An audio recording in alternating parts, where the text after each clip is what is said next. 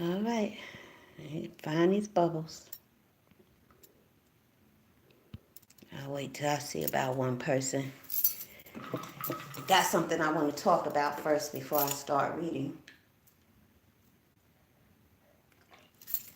For one thing, I'm pissed off that I can't go live from the computer. I downloaded OBS, couldn't go live. Then I downloaded Streamlabs, OBS, couldn't go live. When I get a chance, I'll try to go through the other one. What is it called? XSplit? I'll try that later on in a couple of days or so. But I wanted to go live. I was going to do 2 videos. The first video I was going to do was about black and missing. When I was reading the A Deadly Game, inside the Scott Peterson investigation, I'm reading and reading about all the resources they pulled together. They had all types of analyzers, emotion, facial expression analysis, and voice analysis specialists, and all these resources, looking for Lacey. And we've seen, masses of white people come together for missing white women time and time again. They pull out every resource they can tap into, whether it's a whole bunch of dogs, whether it's foundations like, what is it called? The Carrington Sund Foundation. That's a foundation that assists the families of missing or murdered victims, especially when they're doing searches. They provide, food and water and assistance in making flyers, whatever the family needs, even donating money if a family has to go to another state, and, they'll have money for hotel stays, whatever that family needs, or for anything during that particular tragic time. That family has it. And when we see, if we ever see a situation where one of us is missing, whether it's male or female, it's just not going to go further than the hood. Very seldom does it even get on local coverage, let alone national. And so I was saying to myself, there's a void there, and I just went and Googled, and I found a organization called Black and Missing. Help Us Find Us. And I wanted to screen share, some information about this organization, but I can't go live from my computer. I can only go live from the phone. So I think what I'll do, I'm still going to do that particular video, so I'll just have to go live from my phone at my computer so I can read the information to you. I didn't look through it, I barely skimmed through it because I like to do things live. I don't like to read something or look at something, and maybe that's not a good idea, but most of the time it's a success for me. But sometimes it can go wrong. But I have more success than anything else. But, if I read something or go over something and then I go live to talk about it, I just rather just be fresh with it all the way. That's what works for me. So look out for that video. That's coming soon. I know I should get back to the Scott Peterson thingy, but I need a break from that because what I ended the last reading with was just too heavy for me. I need a break. Not to say that this Dopefiend book ain't heavy either, but yeah, mm, eh, it's heavy. But a decomposed baby washed up on the shore with part of the arm torn off, and yeah, I need a break. All right, so we're just gonna do chapter 3. Let me see. I'll just say chapter 3 for now. It's a lot of pages. And depending on how I feel at the end of chapter 3, I might just go ahead through with chapter 4. All right. Terry walked slowly around her section in the department store as though she were in a dream. For the 1,000th time, her mind returned to the dope she had in her pocketbook. No matter how busy she tried to be, her mind would return to the tiny package. She counted slowly on her fingers. It had been 10 days since the incident occurred in Porky's apartment where the white junkie passed out. Since then, Teddy had taken her by Porky's place every day so that he can get some dope, and she had ended snorting some stuff each day. She wondered if it was possible for her to have gotten a habit in such a short amount of time. No way, she told herself over and over again. But why did she keep thinking about the dope she had in her purse then? Why? Why? Why? The question exploded in her mind. If only Porky hadn't given her that dope today when they started to leave his place. She silently cursed Teddy and Porky as her mind dwelled on the dope in her purse. If she just took a little blow, Teddy would never know about it, she told herself. Before the thought had completely evolved in her mind, she found herself slipping away from her sweater counter. It was as though she was standing on the outside watching someone else. She hurried towards the women's restroom and locked herself in one of the stalls. Damn. Whew. Quickly, she removed the neatly wrapped package from her purse and spread it out on her lap. Her fingers trembled slightly as she rolled up a dollar bill, making it into a quill. She stuck one end of the quill in her nose while she held the other end to the white powder in the package. As if by magic, the white powder disappeared as she inhaled. After 2 or 3 deep snorts, it suddenly occurred to her that there really wasn't enough stuff left in the package to take home to Teddy, so she quickly snorted up the rest of the dope. Her head dropped down on her bosom as she went into a deep nod. She stayed in the toilet nodding until she was awakened by the voice of one of her white friends who worked on the same floor with her. Y'all know Teddy gonna beat her ass, right?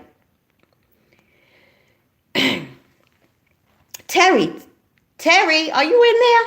The woman's excited voice came to her as though out of a dense fog. Is everything all right? You're not sick or something, are you? And Terry lifted her head slowly. She could hardly keep her eyes open. The strong pure, that Porky had given her was enough to bring the worst dope fiend into a dreamlike state. I'll be all right in a minute. I think I've got diarrhea or something.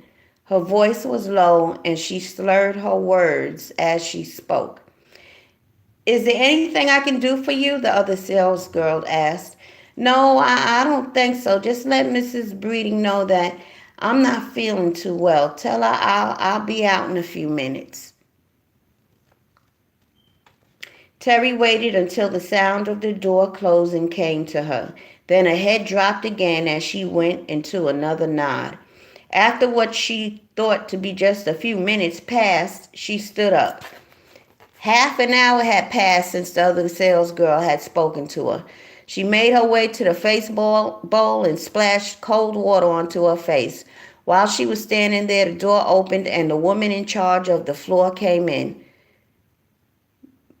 My, Terry, you do look a mess, don't you? Mrs. Breeding said kindly. If you're not feeling any better, you had better take the rest of the day off. Terry fought back a nod as she stared up at the friendly, gray-haired white woman. I think I'll do just that, Mrs. Breeding. I'll stop in and see our family doctor before I come in tomorrow.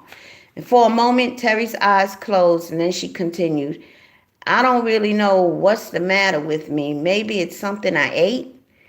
Mrs. Breeding stared at her closely.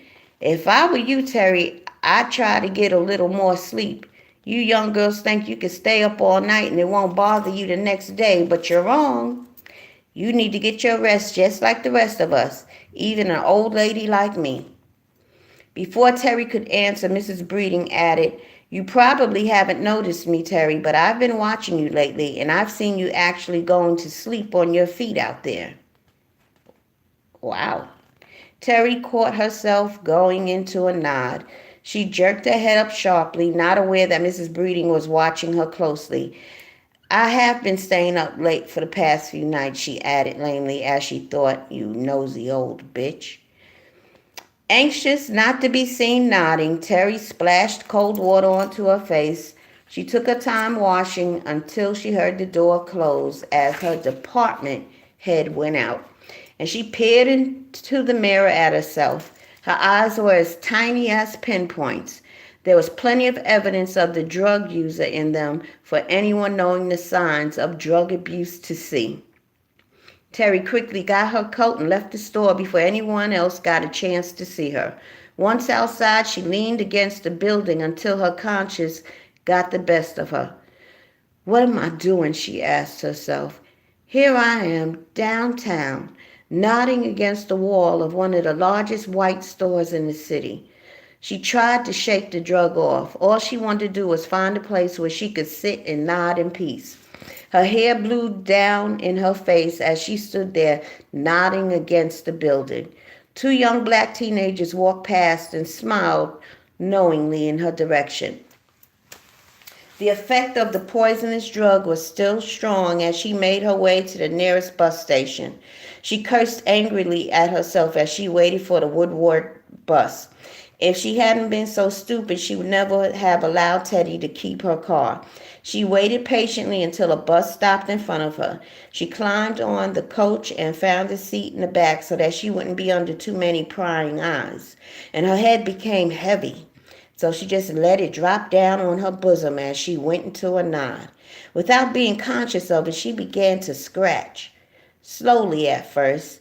Then, without any apparent concern over who was watching, she scratched herself openly. She started on her leg, then went higher as she nodded. The young married couple on their way home from a theater watched her with amusement at first, but it quickly turned to embarrassment. Terry glanced up and saw them watching her. She tried to pull herself together. With difficulty, she fought off the desire to nod over and over again. 5 minutes later, she was back doing the same thing. The light chocolate tan skin on the upper part of her thigh showed long groove marks from where she had scratched herself openly. Her arms were also covered with the same scratch marks. I've got to get a hold of myself, she told herself. I'm acting just like a dope fiend.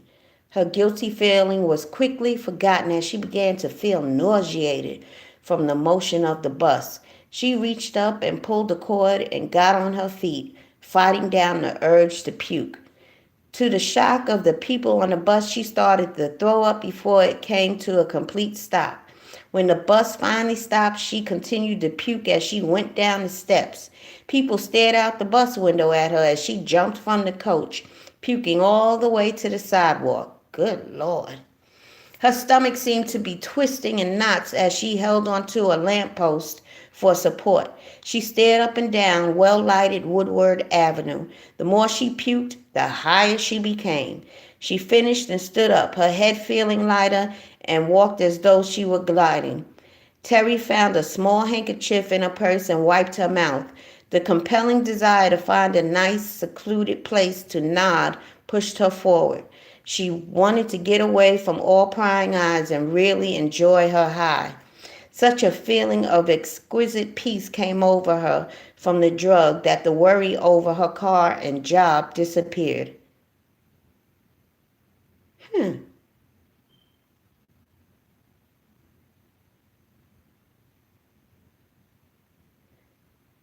I don't know. This doesn't sound like fun to me. What the hell?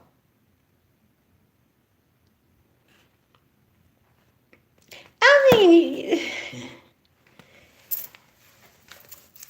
I'm telling you, if this was me puking and scratching and scarring, I would never, once I came down from this high, I'd never get high off that crap again. Good Lord.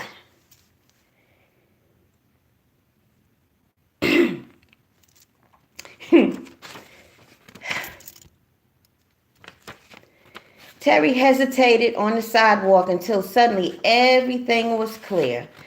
When the thought hit her mind, it became compelling, and soon it took complete control. She believed she knew just what she needed: another blow. If she can get another snort of dope, everything would be all right. Just another snort of stuff and everything would be all right. She'd have a place to nod, plus there wouldn't be any funny stares. In her mind, there was no more fear of Porky's place, even though she had never been there without Teddy. It was now a place of refuge, a place away from the unenlightened. Oh, Lord, she gonna go to Porky's house by herself. The thought of being around people whom she could call her kind came to her, then jolted her wide awake. What did she mean by her kind of people? She wasn't a dope fiend. She was far too strong for that. The only people who got hooked were weak people, and she knew in her heart that she was too strong to get hooked. So with that thought guiding her, she started to make her way towards Porky's. She opened her purse and counted the few remaining dollars as she staggered slightly down the street. One car, then another, pulled up beside her. She didn't even bother to look up at the drivers as she counted the few remaining dollars she had. And there was just a little over $8, but it would be more than enough, she told herself, especially if Porky was there. At that moment, she couldn't care if Porky stared at her legs or not, just as long as she got what she wanted. And what she wanted was another blow of heroin. Porky was sitting in his favorite spot at the window, watching the hotel across the street when the cab pulled up. He always took an interest in cabs on his block because dope fiends had a habit of riding in a cab, leaving it in front of his house with the meter running, never to return. Whenever he caught one doing this, he made the addict go back out and pay the cab driver off. He didn't want any dope fiends burning up his house, even though he paid off the Vice Squad monthly to allow him to operate. Wow. He grinned when he saw Terry jump out the cab. Her short mini skirt began to rise as she bent over and paid off the cab driver. Porky opened the window quickly and leaned out, trying to peep as her skirt went higher. He sat down disgustedly as she straightened up. His agile mind raced over the reasons that would bring her to his house by herself. There were only two, he told himself. If it had been Teddy she was looking for, she wouldn't have got out the cab. She could see her car wasn't parked outside. The only other reason would be she wanted a blow. Whether or not it was the blow she wanted, he was planning to make sure she had one before leaving. He counted the days she had been using P. It was close to 2 weeks now that he had been giving her the best dope he had in the house. If she didn't have a habit yet, he was pretty sure she had a strong yearn. And from his past experience with drug addicts, he knew a yearn was just as bad as having a habit. Whenever they reached the stage where the drug became compelling, it was just a matter of time before they became full-fledged addicts. And when they got a yearn, they made all kinds of excuses to themselves to justify using. It was only a short step from mentally desiring heroin to physically needing it. Terry glanced up and down the street without slowing down. She didn't see her car anywhere, so she knew she wouldn't have to put up with Teddy's begging. She wondered idly as she went up the steps what was happening to her love life. Only a month ago she would have given Teddy anything she possessed. Now his constant begging grew worrisome. Whenever she saw him, he needed money. He looked on her payday as if it were his. Wow. It had also been quite a while since he tried to take her to one of those cheap hotels he used to love to get her in.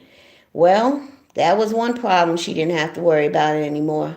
The fear of getting knocked up by Teddy was over because he didn't seem to be interested in her that way anymore. In fact, she thought he really wasn't interested in her no way, except in finding out how much money he could beg out of her. Whew. The door was open when she reached to the top of the stairway. Porky was standing in the doorway grinning. Well, now, what brings such a lovely thing as you to my house this time of the night all by herself? He asked as he leered at her. Her reply was quick and evasive. I was looking for Teddy. I hope to find him up here, Porky. She stared up at him and prayed that her nervousness wasn't noticeable. From constantly dealing with addicts, Porky had grown good at judging their behavior. He had difficulty with the hardened users, but as far as the younger ones, he could read them like a book. Porky decided to make her squirm a little. You didn't see your car downstairs anywhere, did you? And before she could reply, he continued, if you had looked up, I would have saved you the trouble of coming all up them steps. It wouldn't have been no problem for me to yell down and tell you sweet daddy wasn't here. And for a moment, a transitory shiver of fear ran through her. Suppose he refuses to sell me any dope, she thought anxiously. The thought of buying some dope had been just a notion before, but now, faced with the problem of maybe not copping, it became a driving force. She just had to cop some drugs now. I was so sure Teddy would be here, she said, and turned on her most captivating smile. Her teeth had a dazzling whiteness about them, and combined with her incomparable complexion, the smile was an enchanting weapon that had captured stronger men than Porky. Really, Porky, I didn't even bother to look for my car, she added. I was so sure he was here. Porky had seen the anxiety in her eyes, though. Before his knees gave him away, he stepped towards the door and pretended to get ready to close it on her. Well, if he stops by, Terry, I'll tell him you stopped by looking for him. Now, the idea of having a blow became all-consuming. The very thought of being turned away without being allowed to buy some stuff filled her with dread. She clutched at the door desperately. She had never entertained the thought that he might not sell her a blow. And she blocked the door with her small body. I was thinking about wasting a few dollars on a blow for myself, Porky. She wet her lips and rushed on. Unless you have some reason for not wanting to sell me some dope. She stared at him and moved closer, not really aware of what she was doing. Though he had expected it and waited for this minute, the words coming from her sounded like a dream come true. Porky could hardly believe his eyes and ears. This is what he had been waiting for. At long last, Miss High and Mighty had been brought to her knees. All her ladylike behavior from the past would now be shattered, and he'd have the opportunity to watch her fall. I tell you, evilness, demons, boy, demons. You see how people can view you? I'm sure she didn't even consider herself as some Miss High and Mighty. You know? She's just being herself. And other people view you as being on a pedestal and Miss High and Mighty. And yeah, they smile in your face and they talk to you kindly or whatever. But deep in their black heart,